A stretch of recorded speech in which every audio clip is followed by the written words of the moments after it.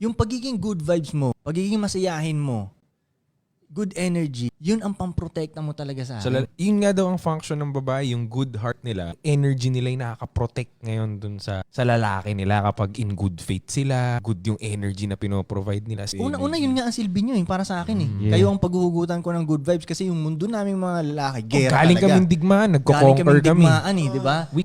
Talaga, conquer naman talaga We ang kill lalaki. and conquer. Kumbaga sa mundong ngayon, hindi naman kill na laging Literal kill. na patay pero na tao. nakikipagpatayan kami sa negosyo. Kumbaga, Exactly. negosyo tayong lahat, papatayin ko yung negosyo mo. Exactly. Diba? Conquer tayo dito. Yup. Parang yung mga ibang rappers, You kill or you get killed, itaob ko eh. yung ibang rappers. Oo, Yun naman totoo. talaga ang nature ng lalaki. So magulo na yung Exactly. nature ng lalaki. Yun So, din pag- talaga ang negosyo. Oo, yun din ang negosyo So talaga. be- Yung ibang brand, kailangan mong patayin. Ganun. So, Or papatayin ka nila. Yun pa yun, isa pa yun. Gusto kang patayin ng mga kalaban Okay, mo. ay, Isipin ayun mo talaga gano'n eh. ka-stressful yun. Yung negosyo mo, gustong pabagsakin ng iba. Oh. Kahit itong rap game lang naman Oh, na to. yan. Yung ibang rappers, ang mission nila, pabagsakin ako. Kasi syempre sila aangat. Pero yung mundo namin. So pag uuwi kami sa bahay, sa babae, ang hanap namin dito, good energy na. Kumbaga, peace na. Ayaw mo Gera pa ulit. ng gera ulit. Oo, Yun. isa pang Gigera gera na naman ako dito. Oo. Yeah. Di ba?